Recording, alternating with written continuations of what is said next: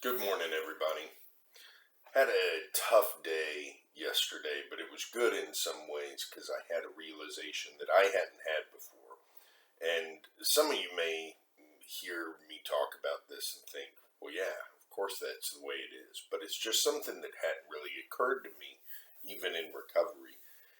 And I was feeling very sad about something, and I won't go into details, but as this sadness was manifesting, I started noticing that I was looking for people to blame for it. And something in the back of my head said, this isn't anybody's fault. It's you can be sad without blaming someone for it. And a light bulb went off. And I realized I can have unpleasant emotions without blaming someone for them. And that was a big thing for me because especially in my addiction and now in my recovery, whenever I have any kind of irritation or sadness or anger or anything that's an unpleasant emotion, I look for someone to blame, and I look for someone to be at fault. Sometimes that's another person in my life. Sometimes it's me. Sometimes I blame myself for that. And what I realized yesterday was it's okay to just let the emotion be, not try to blame somebody for it, not try to find someone who's at fault for it, but just let it be and sit with it. It might not be the most pleasant experience, but a lot of times that's the best thing to do. Move on to try, don't wallow in it by any means. That's not what I'm saying. By all means, if you're having a negative or an unpleasant emotion, there's things you can do to cope with that, like reaching out to someone else, trying to help someone else, doing some reading on spiritual things from the big book or some other book that you are that you like. Prayer, meditation, exercise, going to a meeting. There's all sorts of things you did, and I did some of those things yesterday. But it was an important realization for me that I don't have to blame other people just because I don't feel great. And that was something new for me. I hadn't really thought about that.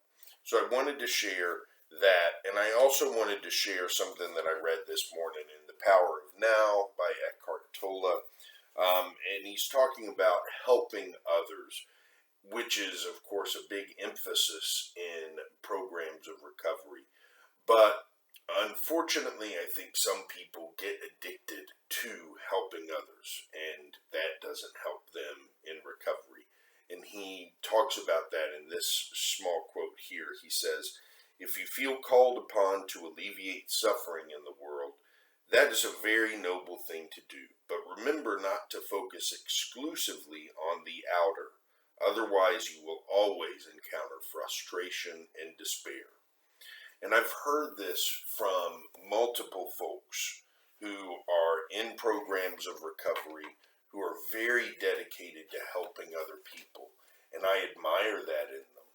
But they tend to encounter a lot of frustration and despair.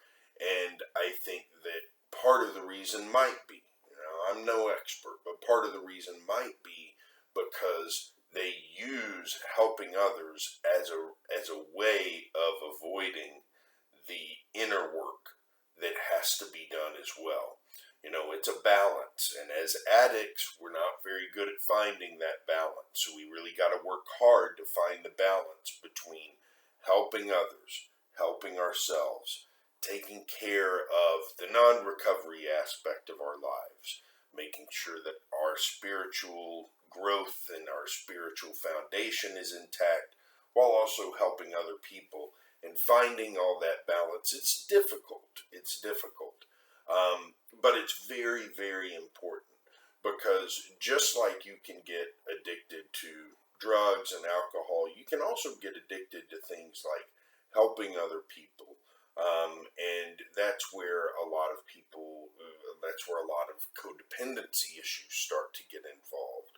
And so I just wanted to share that quote because I thought it was relevant to some things that have been happening in my life recently, and it just goes to remind us that we can't be of the greatest help to other people if we ourselves aren't spiritually fit, and if we don't have a good foundation ourselves, we can't help other people.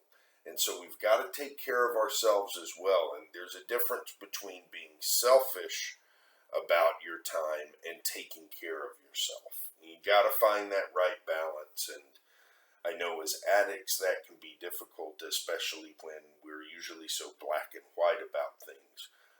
And that's why we have sponsors. That's why we have mentors in the program, so we can talk about those kind of things when they come up. But just a couple things I wanted to share this morning. Hope you're all having a great day so far, and I'll see you back here tomorrow.